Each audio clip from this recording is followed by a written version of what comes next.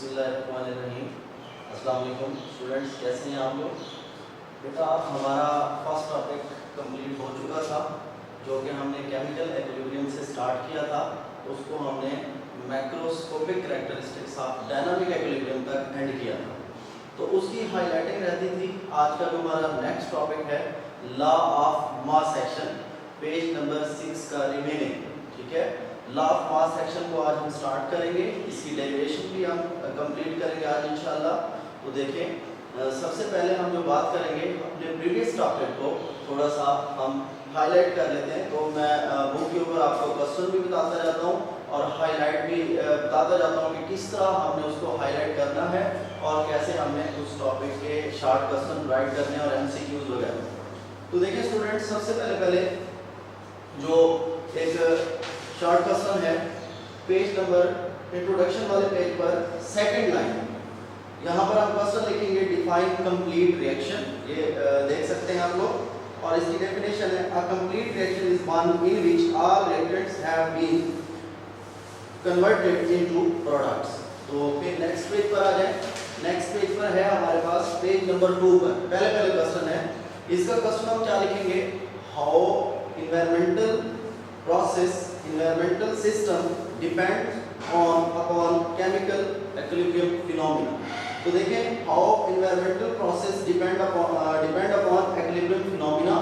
तो इसका आंसर आपका होगा बेटा we से स्टार्ट करके आपने अर्थ तक लेके जाना, ये पूरा पैराग्राफ इसका आंसर होगा। ठीक है, उसके बाद नेक्स्ट नीचे वाले पेज पर आ जाए। यहाँ पर हम लिखेंगे difference between products and reactants, या फिर what are reactants and products with example. तो देखें, यहाँ पर इस पैराग्राफ के अंदर प्रोडक्ट और रिएक्टेंट्स की डेफिनेशन भी लिखी हुई है और नीचे उसकी एग्जांपल भी है। ये एग्जांपल 2019 के पेपर के अंदर एज अ MCQ आ चुका है। तो ये MCQ आप हाईलाइट करेंगे, ये किस तरह MCQ आ चुका है। तो देखें, फर्स्ट टाइम के पेपर में जो MCQ आया था उसने जस्ट ये रिएक्शन लिखा था और पूछा था कि ये एग्जाम्पल कौन से रिएक्शन की है। तो बेटा ये इरिवर्सिबल रिएक्शन की एग्जाम्पल भी हो सकती है और फॉरवर्ड की भी। वहां पर दोनों ऑप्शन थे तो दोनों ही ठीक थे, लेकिन जो मोस्ट ज्यादा फेयरेबल है वो इरिवर्सिबल है। उसके बाद उसने सेकंड टाइम के पेपर के अंदर जो MCQ दिया था, इस PT को, PT एज अ कैटलिस्ट यहाँ पर यूज हो रहा है, तो PT प्लैटिनियम को कहते हैं, ये उसने मिस कर दिया था और उसने कहा था कि यहाँ पर PT ओवर क्या आता है, तो PT ओवर हीट यहाँ पर आता है। हीट को डेल्टा के साइन से भी रिप्रेजेंट करते हैं। उसके बाद सेकंड नेक्स्ट हमारे पास है define irreversible reactions with characteristics. तो यहाँ से स्टार्ट करेंगे हमारे पास ये प्रोडक्ट्स तक। इसकी कैरेक्टरिस्टिक्स यहाँ पर 2 राइट की है। पहली characteristics, they are suppose to a complete reaction and they are represented by putting a single arrow between product and reactants. ठीक है, और थर्ड जो इसकी हमने राइट करनी होगी, साइड पे आप राइट कर लेंगे, they are goes to completion, they are complete reaction, ये भी लिख सकते हैं। तो ये थर्ड कैरेक्टरिस्टिक्स, 3 कैरेक्टरिस्टिक्स इसकी पूरी हो गई। पहला हमारे पास देखें शॉर्ट क्वेश्चन क्या आ सकता है, what is irreversible reaction with its characteristics. तो वो हमने इसकी डेफिनेशन के साथ इसकी कैरेक्टरिस्टिक्स राइट कर देंगे। उसके बाद नेक्स्ट हमारे पास है define irreversible reaction with its characteristics. तो ये यहाँ से स्टार्ट हो रहा है, रिएक्शन से लेकर reaction in which products recombine से लेकर ये हमारे पास जा रहा है रिवर्स। इसकी 3 कैरेक्टरिस्टिक्स मैं रिवाइज करा देता हूँ।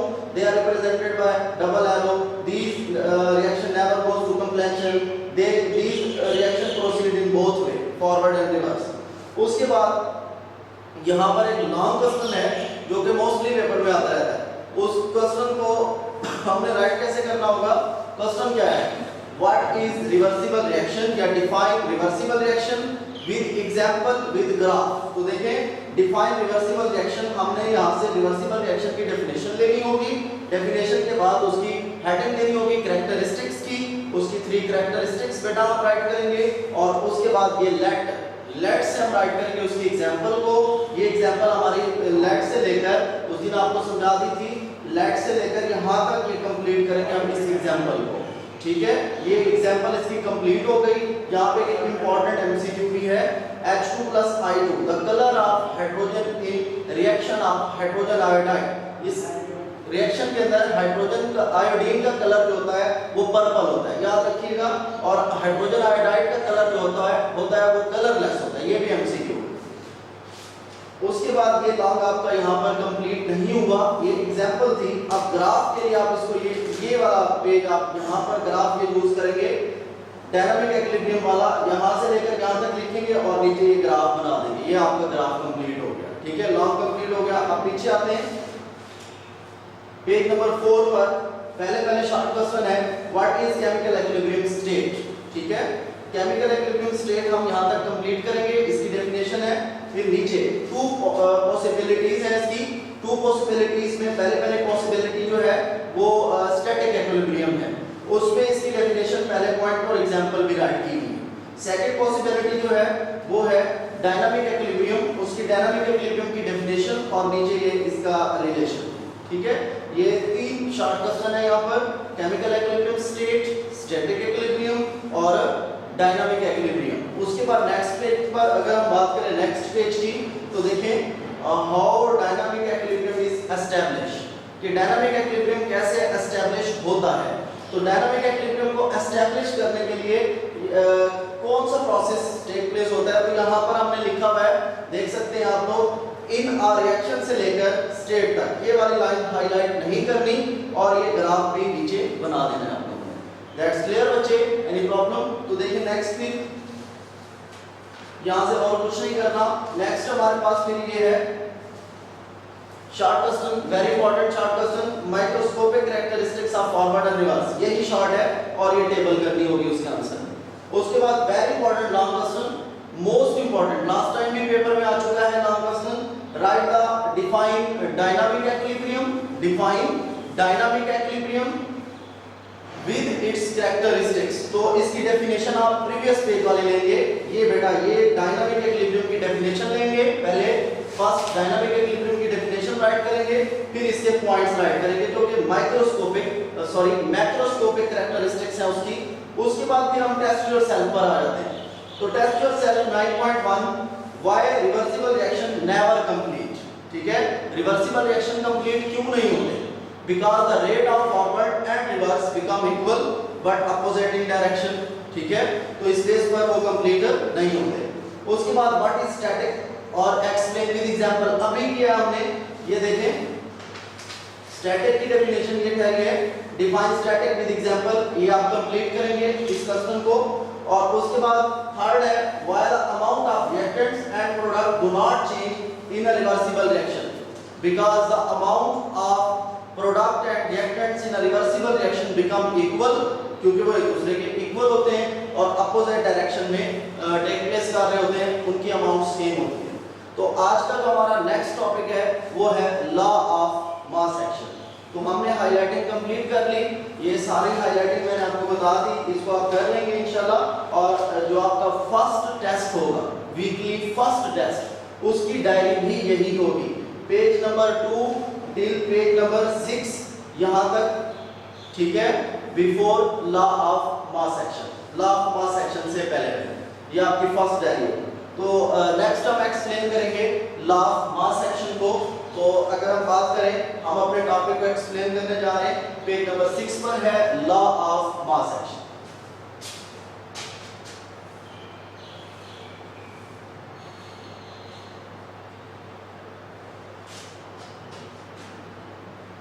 लॉ ऑफ मास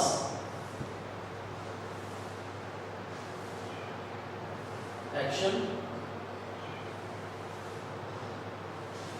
अब पहली बात तो यह है कि लॉ ऑफ मास एक्शन को एक्सप्लेन क्यों किया गया था। बेटा हमने इरिवर्सिबल रिएक्शन को तो पीछे छोड़ दिया था, स्टैटिक इरिवर्सिबल, ठीक है, सेम टर्म्स है। स्टैटिक मीन होता है सीजेस टू प्रोसीड, जो आगे की तरफ नहीं बढ़ेगा, जो रुक जाएगा, बस स्टॉप हो गया। उसके बाद हम बात करेंगे रिवर्सिबल की। तो रिवर्सिबल क्या है? जिसमें प्रोडक्ट कंबाइन हो जाता है रिएक्टेंट्स में, ये रिएक्शन बोथ साइड प्रोसीड कर रहे होते हैं। तो हमने आगे, मैंने आपको प्रीवियस टॉपिक के अंदर भी बताया था, पूरे चैप्टर के अंदर आगे हमने अब किसको पढ़ना है? रिवर्सिबल, रिवर्सिबल डायनामिक, ठीक है। तो डायनामिक इक्विलिब्रियम की बेस पर उन्होंने डायनामिक या रिवर्सिबल रिएक्शन की बेस पर एक लॉ प्रपोज किया गया था, पुट फॉरवर्ड किया गया था, पेश किया गया था। तो इस लॉ के अकॉर्डिंग हम रिवर्सिबल रिएक्शन को एक्सप्लेन करेंगे। तो देखिए सबसे पहले इस लॉ को 1869 के अंदर 1869 में गुल्डबर्ग एंड डिक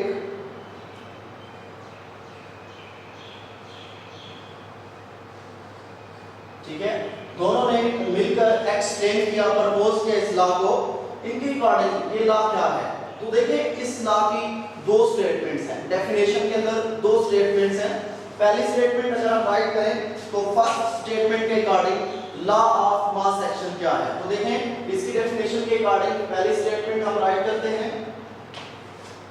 फर्स्ट स्टेटमेंट में हम कहते हैं the rate at which substance react is directly proportional, the rate at which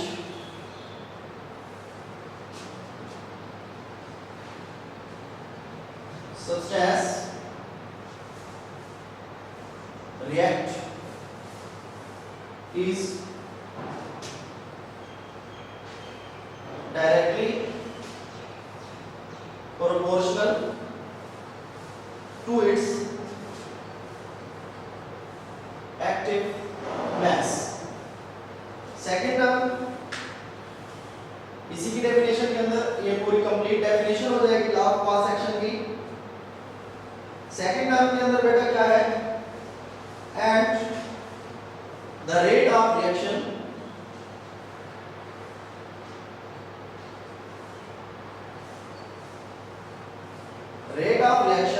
is directly proportional to the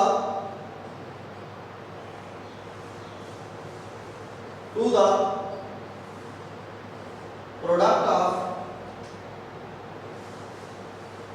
active mass of the reacting substance.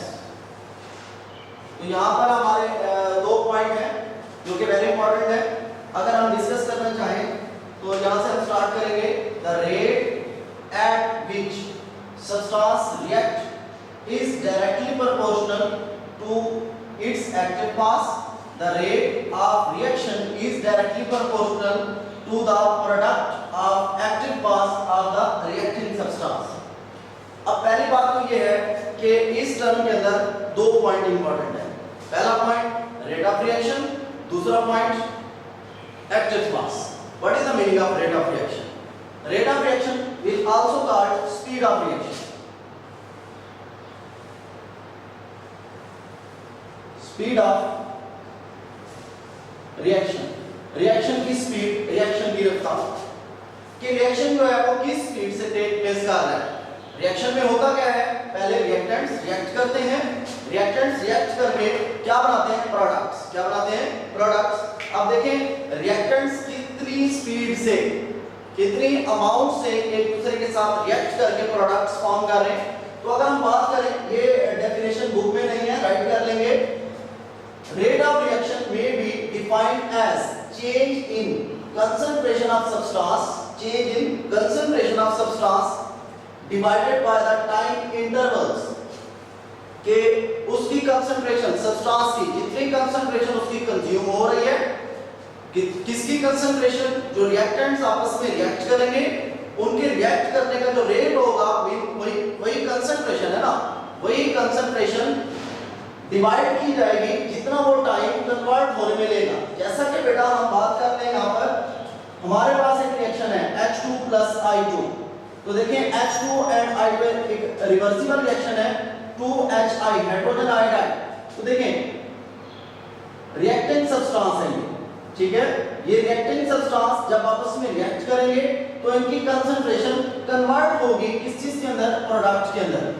तो कंसंट्रेशन ऑफ अ सब्सटेंस, ठीक है, divided by the time intervals, जितनी इनकी concentration convert होगी product में और वो जितना टाइम कंज्यूम करेगा उस कंसंट्रेशन और टाइम कंजम्पशन को डिवाइड कर देंगे कंसंट्रेशन के ऊपर तो वो हमारे पास क्या आ जाएगा, रेट ऑफ रिएक्शन।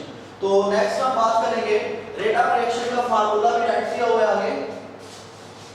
आगे हम बात कर लेते हैं एक्टिव मास की। What is the meaning of active मास?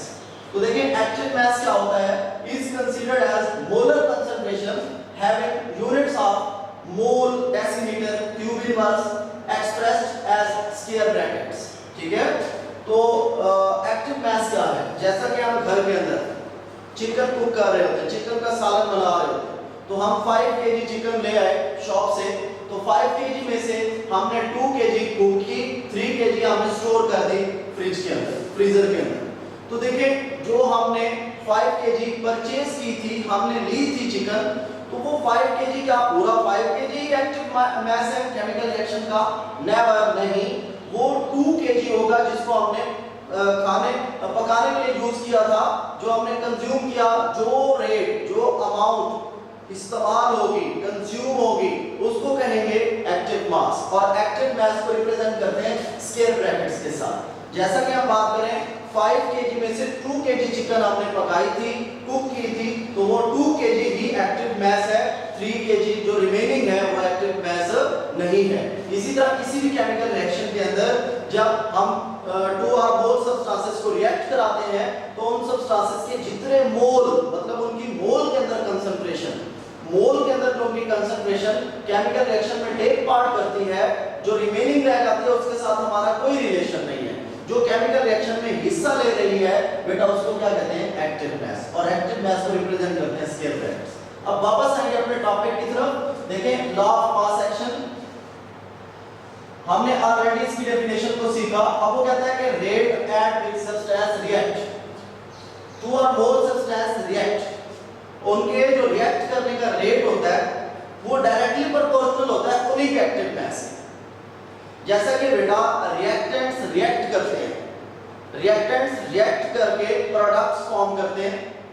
अब रिएक्टेंट्स जिस रेट से रिएक्ट कर रहे हैं, जिस रेट से मिल रहे हैं, वो उनका एक्टिव मास जो रिप्रेजेंट हो रहा है। देखें रिएक्टेंट्स का मिलना, आपस में रिएक्टेंट्स का मिलना, ये रेट ऑफ रिएक्शन है। और रेट ऑफ रिएक्शन की बात हमने कंप्लीट की, उसके बाद वही रेट ऑफ रिएक्शन उनके एक्टिव मास। अब एक्टिव मास क्या है कि जो रिएक्टेंट्स का पार्ट, हिस्सा, अमाउंट केमिकल रिएक्शन में टेक पार्ट कर रही है, हिस्सा ले रही है। अब हमने जैसा कि बात करें, एक एग्जांपल है, फॉर एग्जांपल मैं आपको एक एग्जांपल के साथ समझाना चाहता हूं। H2 + I2 2HI, तो इस केमिकल रिएक्शन के अंदर हाइड्रोजन का 1 मोल, आयोडीन का 1 मोल टेक पार्ट करता है, हिस्सा लेता है। ठीक है, तो हम अगर यहां पर डाल दें 2 mole of hydrogen and 1 whole 1/2, मतलब half 1 and half mole of iodine, तो देखें इस केमिकल रिएक्शन में ओनली हाइड्रोजन का 1 मोल ही यूज होगा और आयोडीन का भी 1 मोल ही यूज होगा। जो रिमेनिंग होगा 1 मोल वो रिमेन रह जाएगा, उसका हमारे साथ कोई रिलेशन नहीं है, इसका भी 1/2 पार्ट रिमेन रह जाएगा। अब देखें यहीं पर बात क्लियर होती है, ये 1 मोल इनका जो कंज्यूम हो रहा है, यही 1 मोल, ये इनका रेट भी है और इसको एक्टिव मास भी है। क्या कहते हैं इसको, एक्टिव मास। जो रिमेनिंग रह गया वो एक्टिव मास नहीं है। अभी आपको चिकन वाली एग्जांपल दी थी, अगर आपको याद हो तो 2 केजी चिकन हमने कुक की थी, पकाई थी और 3 केजी रिमेनिंग थी, तो हम टोटल 5 केजी को एक्टिव मास नहीं कह सकते, रेट ऑफ रिएक्शन नहीं कह सकते। 2 केजी रेट ऑफ रिएक्शन या एक्टिव मास है। तो एक्टिव मास वो होता है जो केमिकल रिएक्शन के अंदर टेक पार्ट करे। ठीक है बेटा, तो यहाँ पर ये बात क्लियर हो गई आपको कि rate at which substance react, जो सब्सटेंस रिएक्ट करते हैं उनका रेट डायरेक्टली प्रोपोर्शनल होता है टू एक्टिव मास, उनके एक्टिव मास के। उसके बाद सेकंड पॉइंट को उठाएं हम, the rate of reaction is directly proportional, पूरे रिएक्शन का रेट। पूरे रिएक्शन का रेट कैसे, 1 मोल of hydrogen 1 mole of iodine मिलकर क्या फॉर्म करते हैं, कंबाइन होकर 2 मोल ऑफ हाइड्रोजन आयोडाइड। क्या बनाते हैं, 2 mole of hydrogen iodide is directly proportional to the product of active mass of the reacting substance. समझने की कोशिश करें, ये प्रोडक्ट, इस प्रोडक्ट का मीनिंग हम यहां पर क्या करेंगे, मल्टीप्लायर, ठीक है। अब देखें रिएक्टिंग सब्सटेंस का जो एक्टिव मास है अगर हम उसको मल्टीप्लाई कर दें तो उनके मल्टीप्लाई से जो हमारे पास आंसर आएगा वो उस रिएक्शन के रेट के क्या होगा, डायरेक्टली प्रोपोर्शनल, ठीक है। तो ये लॉ ऑफ मास एक्शन की डेफिनेशन हमने सीखी। उसके बाद हम इसकी इक्वेशन को जरा लर्न करते हैं। डेफिनेशन के बाद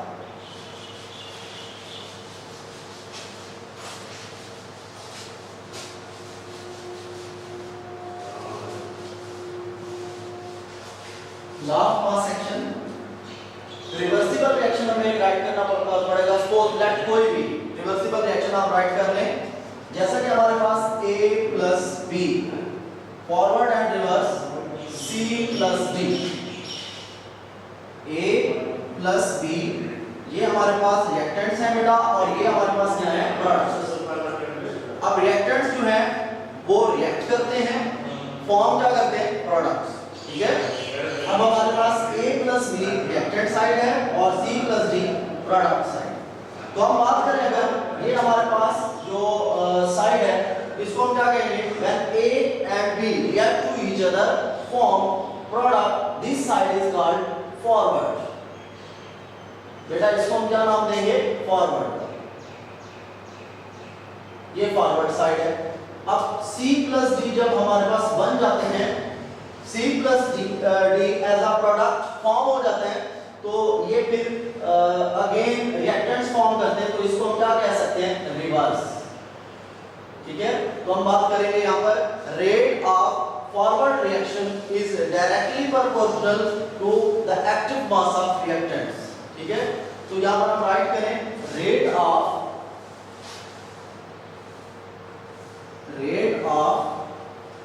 forward reaction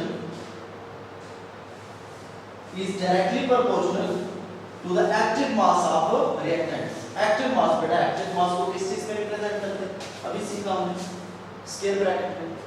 active mass square bracket में रिप्रेजेंट होता है। active mass क्या होता है, वो अमाउंट जो केमिकल रिएक्शन में टेक पार्ट करे, केमिकल रिएक्शन में हिस्सा ले, उसको बेटा एक्टिव मास कहते हैं। तो देखें C एंड B, ठीक है। अब जब डायरेक्टली प्रोपोर्शनल को हम क्लोज कर देंगे, खत्म कर देंगे, तो ये क्या आ जाएगा, rate of forward is equal to the constant, क्या शो होगा। अब ये कांस्टेंट किसका है, ये कौन से रिएक्शन का कांस्टेंट है, ये फॉरवर्ड रिएक्शन का कांस्टेंट है। तो हमें कैसे पता चलेगा,